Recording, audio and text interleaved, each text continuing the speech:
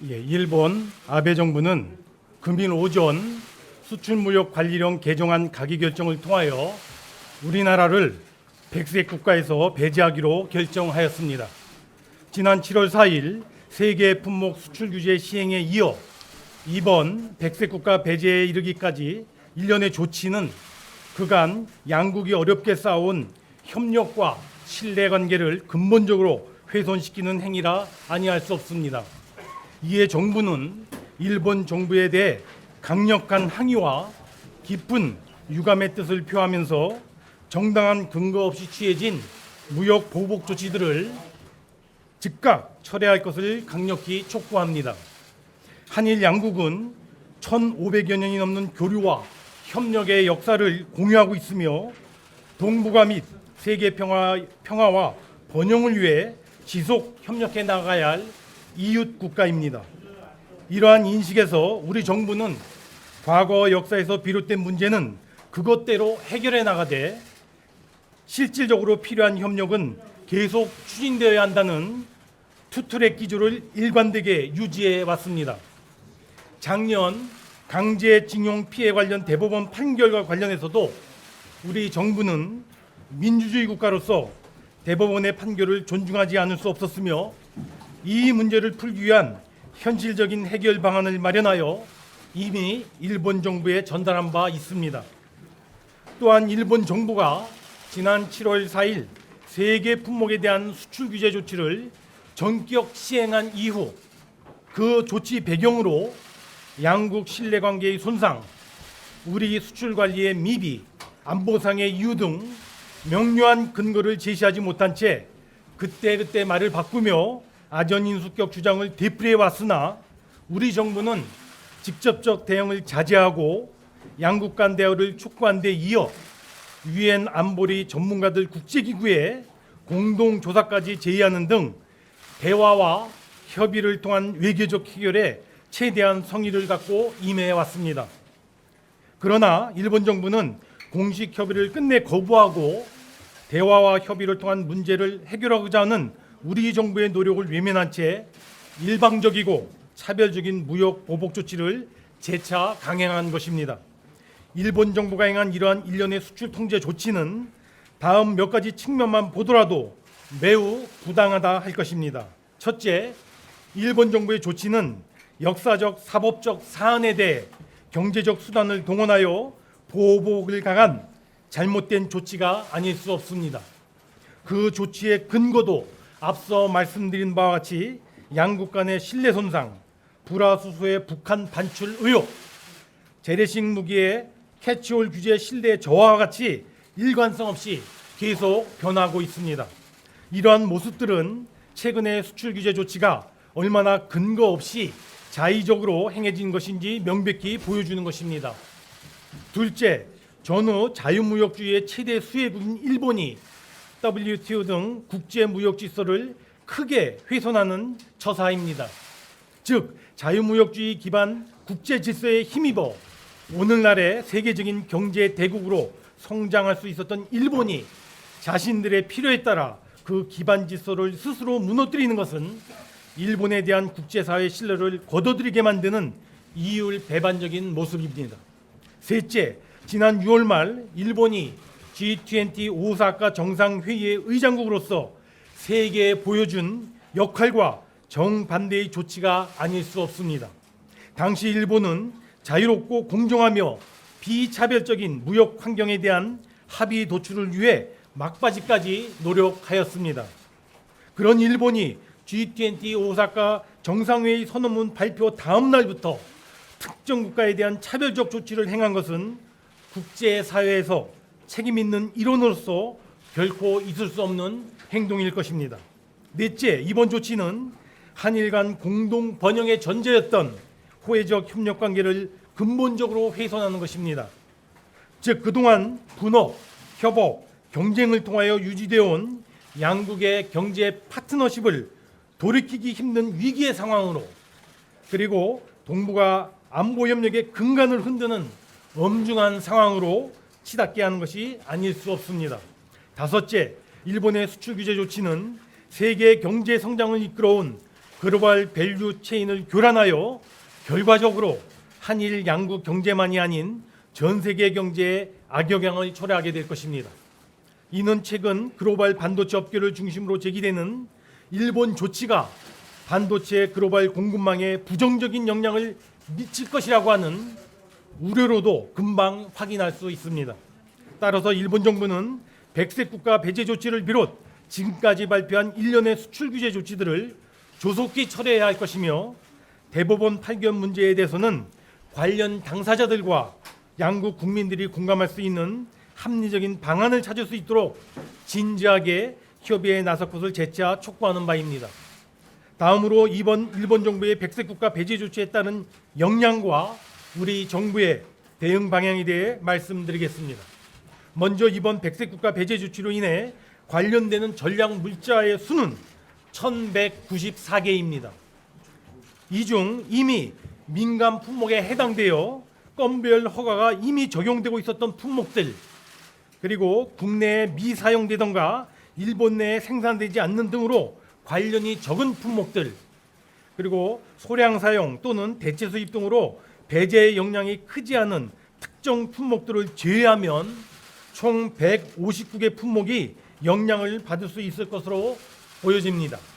이들 품목 중에서도 상당 부분 품목은 그 영향이 제한적일 것으로 보여지나, 다만 대일 의존도가 높은 일부 품목들의 경우 공급 차질 등의 영향이 있을 것으로 우려가 됩니다. 정부는 이 159개 전 품목을 관리 품목으로 지정 대응해 나가되, 특히 대일 의존도, 파급 효과, 국내외 대체 가능성 등을 기준으로 보다 세분화하여 맞춤형으로 밀착 대응해 나가고자 합니다. 이에 정부는 그동안 품목별, 업종별 영향 분석을 토대로 하여 백색 국가 배제 상황에 대비 종합적인 대응책을 준비해 왔으며, 이제 준비된 대책에 따라 범정부적으로 치밀하고도 신속하게 총력 대응해 나가도록 하겠습니다. 우선 일본 정부에 대하여 강력하게 항의 조치하고 앞으로 수출 규제에 대한 대응을 더욱 강화해 나가겠습니다. 여러 통로를 통해 일본 정부에 이번 조치가 철회되도록 강력히 요구하고 양자 협의 제기를 촉구해 나갈 것입니다. 앞으로 외교적 해결을 위한 노력을 지속할 것이지만, 우리도 일본을 백색 국가에서 제외하여 수출 관리를 강화하는 절차를 밟아 나가겠습니다. 또한 국민들의 안전과 관련된 사항은 관광, 식품, 폐기물 등의 분야부터 안전 조치를 강화해 나갈 계획입니다. 그리고 일본 조치 부당성에 대한 국제사회의 공감대를 만들어내려는 국제 공조 노력도 가일층 속도 내겠습니다. 일본의 수출 규제 강화 조치는 WTO 규범에 전면 위배되는 조치인 만큼 WTO 제소 준비에 더욱 박차를 가해 나가겠습니다. 아울러 그간 주력해왔던 주요국, 국제기구, 신평사 등에 대한 아웃리치 활동에도 더 적극적으로 전개해 나가도록 하겠습니다. 두 번째, 기업 피해 최소화 및 정부 지원입니다. 이번 일본 조치로 인하여 당장의 어려움을 겪게 될 기업들의 피해를 최소화하기 위한 방안들에 대해 말씀드리겠습니다. 기업에게 지금 가장 시급한 것은 정보입니다. 즉, 수출 규제의 불확실성이 지속되는 상황에서 기업들이 안정적으로 경영활동을 하기 위해서는 정확한 정보 제공과 즉각적인 애로 해소가 중요할 것입니다. 온 오프라인을 통하여 일본의 수출 규제 제도와 그에 따른 영향, 정부 지원 내용 등에 대한 정보를 적시에 충실히 제공하겠습니다. 이와 관련하여 관련 정보들을 쉽고 편리하게 파악할 수 있도록 금일 전략물자 관리원의 관련 전용 홈페이지를 개설, 오늘부터 운영해 나간다는 점을 말씀드립니다. 또한 지난 7월 22일부터 이미 가동을 시작한 소재 부품 수급 대응 지원센터는 기업 애로 상담 및 맞춤형 컨설팅을 통하여 수급 애로 등 어려움을 원스톱으로 해결해 나가고자 노력하겠습니다. 무엇보다 소재 부품을 안정적으로 조달할 수 있도록 단기 공급 안정화에 최선을 다하겠습니다. 우선 정부는 물량 및 대체 수입처 확보를 지원해 나가겠습니다. 수출 규제 관련 품목 반입 시 신속히 통관될 수 있도록 24시간 상시 통관 지원 체제를 가동하고 서류 제출 및 검사 선별을 최소화하여 물량 확보에 최선의 지원 노력을 기울여 나가겠습니다. 앞서 말씀드린 159개 관리 품목의 경우 보세 구역 내의 저장 기간을 연장하고 수입 신고 지연에 대한 가산세를 면제하겠습니다. 또한 새로운 해외 대체 공급처를 발굴할 수 있도록 조사 비용 중 자부담을 50% 이상 경감하는 등 현지 활동을 지원하고 대체 수입처 확보를 도와주는 거점 무역관을 각 지역별로 지정하여 지정된 거점 무역관이 지역별 공급처에 대한 정보를 종합적으로 제공토록 하겠습니다. 아울러 백색 국가 제도와 관계없이 특별 일발 포괄 허가를 허용하는 일본의 CP 기업 제도도 가능하다면 우리 기업들이 충분히 활용할 수 있도록 이에 대한 안내 및 활용도 적극 유도해 나가겠습니다. 또한 소재 부품 부족 물량을 조속히 대체할 수 있도록 생산 설비 친증서를 적극 지원해 나가겠습니다. 수출 규제 대응이 필요한 업체에 대해 제품 개발, 기술 개발 등 꼭 필요한 부분에 대해서는 화학 물질 등의 인허가 기간을 대폭 단축하고 아울러 특별 연장 근로의 인정 및 재량 근로제의 활성화도 적극적으로 도모해 나가겠습니다. 피해 기업에 대한 예산, 세제, 금융 등 정부 지원도 차질 없이 조속히 시행해 나가겠습니다.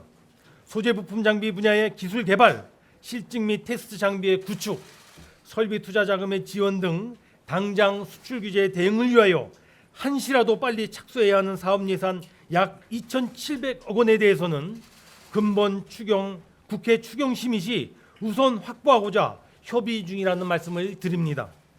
소재 부품 장비 산업 경쟁력 강화를 위한 본격적인 소요 예산은 지금 한창 편성 중인 2020년도 예산안부터 획기적으로 반영해 나갈 방침입니다.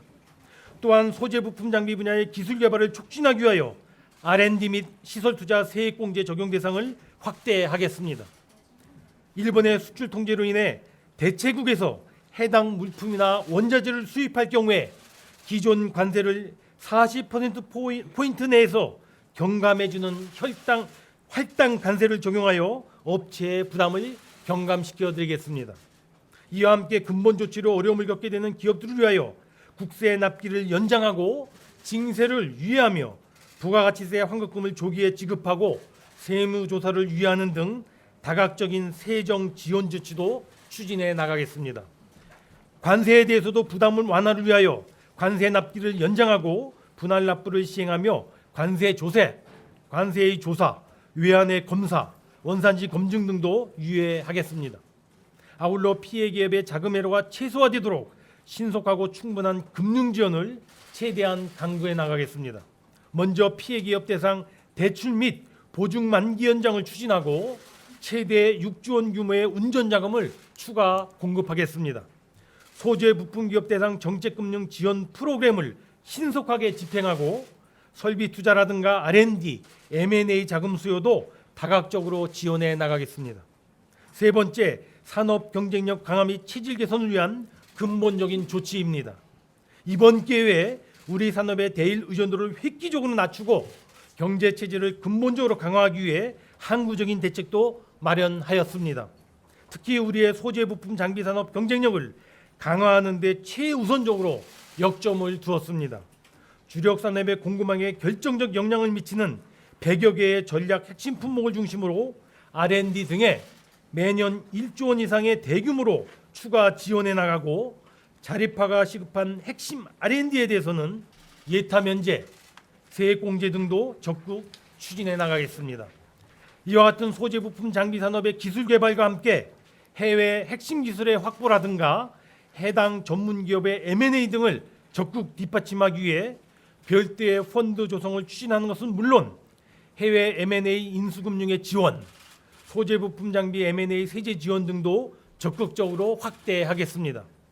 아울러 수요 공급 기업 간의 수질적인 협력, 그리고 수요 기업 간의 수편적인 협력 모델을 구축하여 소재 부품 장비 산업 영역에서 대중소기업이 상생하는 강력한 국내 공급망을 이번에 확고히 정착시켜 나가도록 하겠습니다.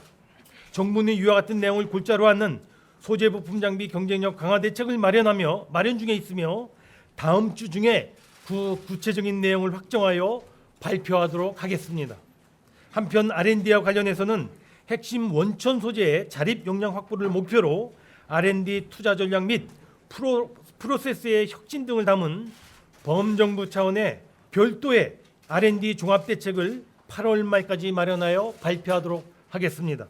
이를 토대로 하여 산업 파급력이 큰 전략 소재의 기술과 인력 양성 분야에 대한 과감한 투자 지원이 활발하게 이루어지도록 해나가겠습니다. 마지막으로 대응체계 재정립입니다. 일본의 수출 규제에 대한 정부 내 대응체계를 보다 촘촘하게 재정립하겠습니다. 우선 현재 운영 중인 일본 수출 규제 대응 관계 장관 회의와 경제활력 대책회의 등 장관급 협의체를 중심으로 신속하고도 적극적으로 대응해 나가되 이와는 별도로 차제에 소재 부품 장비 경쟁력 위원회를 신설하여 이번에 마련된 경쟁력 강화 대책이 한치의 차질도 없이 추진될 수 있도록 각별하게 지원해 나가겠습니다. 아울러 2021년에 일몰 예정인 소재 부품 특별법을 상시법으로 전환하여 상시 지원 체제를 갖추어 나가도록 하겠습니다. 정부의 장관급 회의체와 상시 협업할 수 있도록 민간 CEO 이상의 고위 민간 협의체를 가동하는 한편 지난 7월 31일 날 처음으로 출범한 일본 수출 규제 대책 민관정 협의회 운영을 적극 활성화하여 민간과 정치권, 노사 그리고 정부가 힘과 지혜를 모아 한 목소리로 대응해 나가도록 하겠습니다. 국민 여러분, 정부는 이상에서 말씀드린 바와 같이 일본의 백색 국가 배제 조치에 대비하여 그동안 촘촘하게 준비해 왔습니다. 이번 일본의 배제 조치는 8월 말부터 시행될 것으로 예상되는 바 정부는 동조치 시행에 앞서 그동안 준비해온 대책들을 최대한 신속하고도 차질 없이 이행해 나가도록 하겠습니다. 정부는 국민을 믿고 흔들림 없이 대응해 나가겠습니다. 국민 여러분들께서도 정부를 믿고 적극 힘을 모아주실 것을 부탁드립니다. 특히 온 국민이 합심하면 어떠한 어려움도 극복할 수 있다는 자신감을 갖고 각 경제 주체들이 경제 활동과 생업에 전념해 주실 것을 또한 간곡히 부탁드립니다. 끝으로 일본 정부에 분명하게 말합니다. 이번 사태의 시작도 책임도 모두 일본 정부에 있는 만큼 일본은 부당한 수출 규제 조치들을 조속히 철회하고 외교적 해결의 장으로 복귀할 것을 다시 한번 강력히 촉구합니다. 감사합니다.